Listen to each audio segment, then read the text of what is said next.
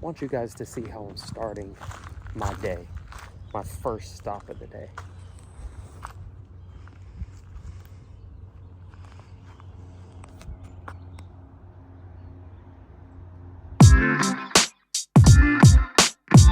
I didn't even ask you your name, bro. What's your name? I'm Will. Will, I'm Alex. It's nice to meet you. Good to meet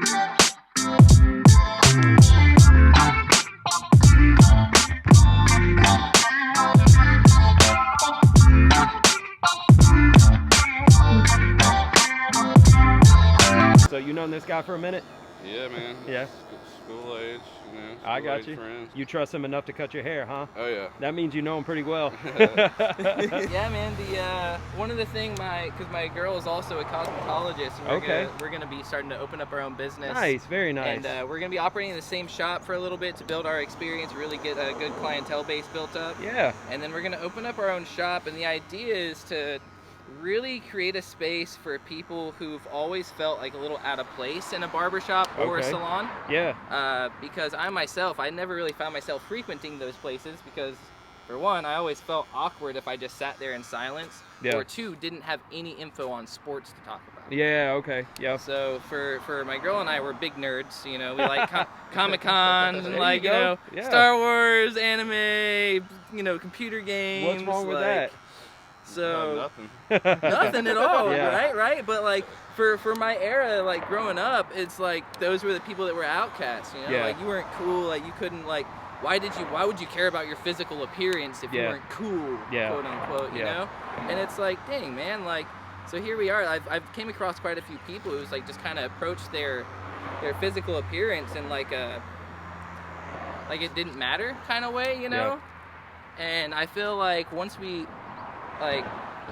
feel good about how we look, we are able to show our face to the world. I got you. We can stand more confident behind the mask that we all like to wear. Oh yeah. Oh yeah. So let me give you a little bit of context of what in the world just happened. So I'm driving down the road. I'm off of Scenic Highway, and I'm just staring at the water because it's absolutely beautiful.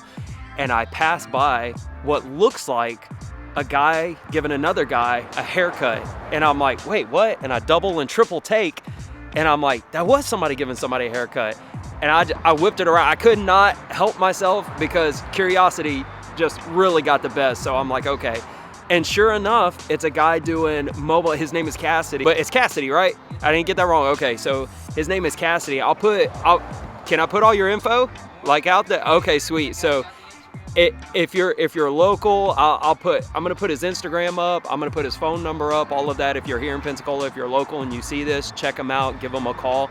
But it is the coolest thing I've seen in a while. Got an amazing view. The weather is amazing, just out here, hanging out, giving haircuts. So freaking awesome day already. I love it.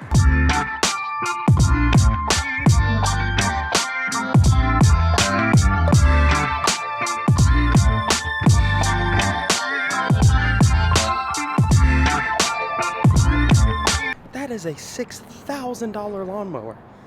I don't think my first car cost $6,000. Sheesh.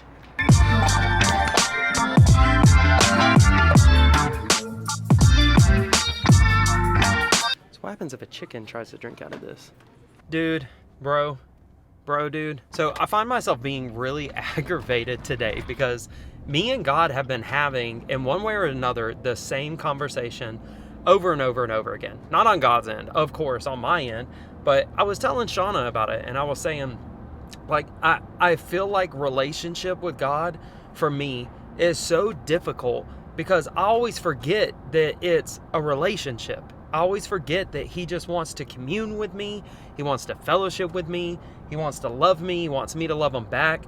And I'm like, give me the do stuff. Give me stuff to do. What do I do?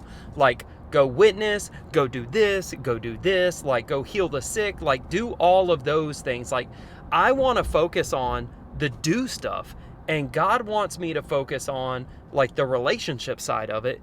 And I'm telling Shauna about it, and I'm trying to have this conversation with God, because I'm like, God, I'm in what feels like just a stupid rut again, running in the same dang circles. Sorry, excuse the language, but the same darn circles and feeling like I'm not getting anywhere. And God's like, because you're off. It's that whole thing I was talking about yesterday. If you didn't watch yesterday's vlog, whole thing I was talking about yesterday about a soldier without a cause, going out there and just feeling like you're fighting. And then you're like, oh shoot, what am I even doing? Like, what am I fighting for?